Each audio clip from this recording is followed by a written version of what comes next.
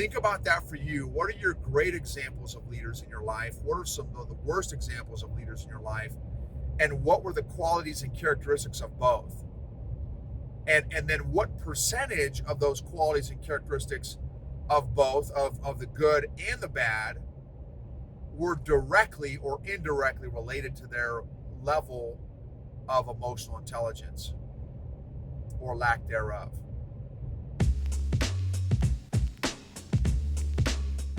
Welcome to the EQ Gangster podcast, where you will learn practical tools to grow your mental and emotional health and intelligence to be the best version of yourself, both at work and at home. It is real, raw, and transformational.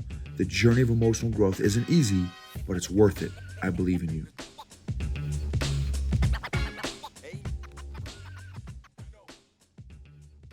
EQ Gangsters. This episode is a story that I got from one of the guys I rolled with tonight in jiu-jitsu, a retired Marine first sergeant who just retired last year. A couple good examples of emotional intelligent leadership, and then a couple bad examples. And it's fascinating. It is hard to run into somebody that has not had an experience with a low EQ leader, i.e. a toxic leader. And so I was driving, and I'm doing a client engagement tomorrow in San Antonio, and I wanted to roll tonight, but I wasn't going to make it in time to San Antonio to find a gym to get a class in. So I found a spot in Bastrop, Texas. So interesting, funny story. At Insight BJJ was the place, and I just Googled it, and it was close to the where I was headed.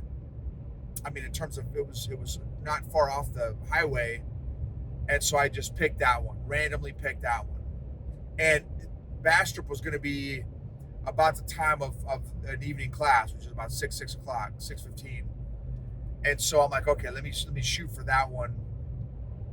I took the exit, and in Texas, they have these kind of interesting U-turn kind of things where anyway, so I took the exit and I had to do this little U-turn thing to get to the other side of the interstate. And I look to my right as I'm taking this U-turn, and I see this Texas boot company. I'm like, what? That looks so familiar. I'm like, man, I think one of my college classmates owns it. So I'm like, well, man, maybe after jiu-jitsu I can swing back around. Well, I missed my turn to jiu-jitsu, so I had to do a whole big loop again because of, again, their interstate system. And so came back around, stopped in to the Texas boot company in Bastrop, Texas, and I asked them, hey, who owns this? And a real nice lady, she's like, well, why do you want to know? And I said, well, I think I know the owner. She said, a guy named Mark. I'm like, that is my classmate. So if you are ever in Texas, or you can just go online, and I think it's texasbootcompany.com. Check it out. He's had it for 12 years, and it is awesome. They can do boots all over the country, and they do like work boots and like bougie boots. So they got the whole mix. So I go to the jiu-jitsu class. I didn't realize it was Halloween, so it was just an open mat, which I love open mats. So that was perfect. There's only a handful of people there. And so I got balled up by half of the handful. So I had 3 dudes I rolled with, and I rolled with each of them 2 or 3 times.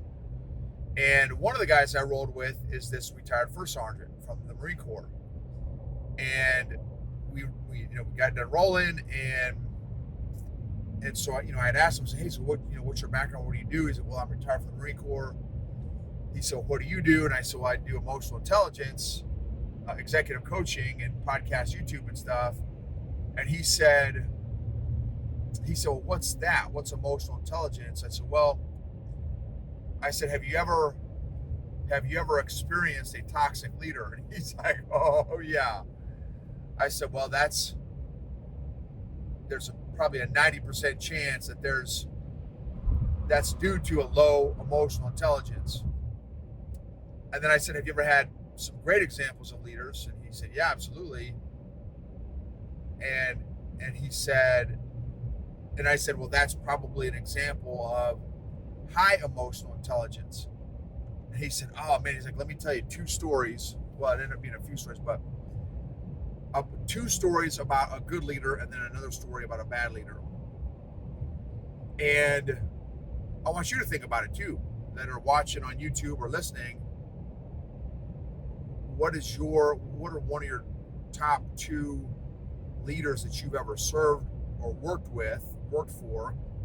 And then what are 1 or 2 of your worst leaders you've ever worked for? And what were those reasons? And so anyway, he said only 2 times in his 20 plus year career, check this out, did this happen, what I'm about to tell you. He said, I've had 2 commanders that did this separate times, but once while I was a first sergeant, once while I was an acting sergeant major. He said, our unit, we didn't perform as good as we could have. And dude, for 20 plus years,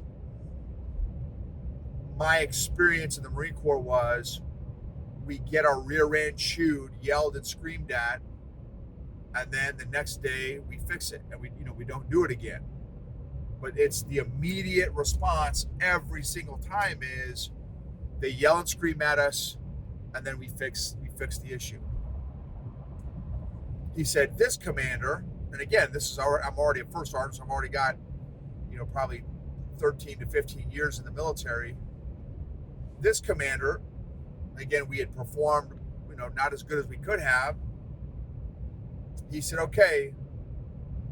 He said, we're going to take the night off, leave a couple hours early to me and the other leaders that were kind of involved in the situation or whatever, and then get something to eat, get a good night's sleep, and then tomorrow, let's talk about it. We'll, after action, review it and talk about it. And he's like, dude, I was dumbfounded. He's like, I was waiting for the shoe to drop, because that has never happened in my entire Marine Corps career where somebody did not yell and scream at us and they said, hey, we're going to take just take the night off. Let's just relax, chill, think about it, reflect, and then tomorrow let's discuss it. We'll have an after action review. And so we did. He's like, man, he's like, I literally had no idea what to do. He's like, I had never experienced not getting chewed out. So he's like, man, it was hard. It was almost hard for me to sleep, because I was almost more scared because that had never happened before. And then he said a couple years later, when I was acting sergeant major, it happened again. I had a commander who had actually a couple years earlier had gotten diagnosed with cancer, and then had gotten healed, went to therapy, chemo and all this stuff, got healed, came back into command, and he did the same thing. We, our unit could have done better in this one particular mission. And he's like, all right, guys, let's, just take the night off and let's come back around tomorrow and let's talk about it, but take some time to reflect, think about it, think about what happened, what went well, what we could have done better. And he's like, dude, that was the second time in my 20 plus year career. And he said, dude, it was a trip. He's like, I remember those like it was yesterday, because it only happened twice to me in my entire career. And I thought, wow, that is no joke. And then he said, now let me tell you my bad story. He had he said it was the worst command climate he had ever had in his entire military career. And he said that the commander was incredibly micromanaging. And think about this. This is a great conversation. What environments, I've talked about this many times from this angle, what environments bring the best out of you. What I have not, I don't think, ever talked about before on the podcast is what environments bring the worst out of you. What environments absolutely suck the life out of you, demotivate you, de-energize you, create an environment that is almost hard or impossible to perform in. One of those for me is a micromanaging environment. Someone tells me what to do, man, that's the beginning of the end for me. And I know that's part of my EQ growth that I still have to do because of my childhood, which I've talked to you all about before on the podcast. So how about you? What environments have you been a part of that have been counterproductive? So here's a question, is how empowering of a leader are you, or how of a micromanaging leader are you? Because again, for me, any leader that micromanages me is going to get the worst out of me. And that's what this guy did. This first sergeant had a soldier who lost his father, his mother, and his sister in a 12-month time period. They'd all died from different things. And when the third one died, the sister, I think, was the last one to die in this 12-month time period, the first sergeant said, hey, Commander, hey, I want to give this guy a week or two to just go be with his family and take care of his family and all his issues and stuff. And the commander said, absolutely not. Under no circumstances do you send this dude home. He needs to suck it up and deal with it. He can't bring him back. And this first sergeant's like dumbfounded, like almost speechless. And he pushed back. Hey, sir, I don't think that's a good idea. We need to give this guy some space, some time. He said, and the colonel chewed him out. If you bring it up again, I will write you up. I will somehow negatively affect your career. So the first sergeant pushed back, but the colonel basically just trumped him, dude, do not, under no circumstances. So the first sergeant goes back to the soldier and said, hey, look, man, here's what the colonel said. And obviously I'm not telling you what to do, but I will tell you that if you go be with your family, I am not going to go look for you. Because, that's terrible. That is terrible. They weren't in a mission cycle. They weren't in combat. It was so then that first sergeant took it up higher to the regimental sergeant major and said, hey, sergeant major, man, this is messed up. The regimental sergeant major said, okay, let me see what I can do. 4 days later, the regimental sergeant major comes back and says, hey, let this guy go so he can spend time with his family. But still, that was 4 days that this soldier could not go be with his family after all those losses. So again, the point is a micromanaging leader. And also, so then I asked the first sergeant, the retired first sergeant, said, do you think that toxic leader was aware that he was toxic? And how about you? The toxic leaders that you've worked with, are they aware that they're toxic? And this first sergeant said, yes, he was aware, because he had a number of sergeant majors calling him out and he didn't listen to him. And so then I asked the first sergeant, I said, why do you think that colonel was at a phase and stage in his leadership and his life where he was absolutely not teachable or coachable. Because that first sergeant said he would listen to nobody. He took advice from nobody and was hardcore controlling and manipulating. And no empathy, zero empathy. And like the colonel was tracking accountability of each of his companies. And that's, for civilians, that's not typically something that the officers do. That's NCOs typically handle the accountability within a unit in terms of making sure the soldiers are all present, accounted for, all that kind of stuff. The colonel was tracking that stuff himself. So anyway. So then I said, well, why do you think he was so unteachable and uncoachable, especially if he was aware of it?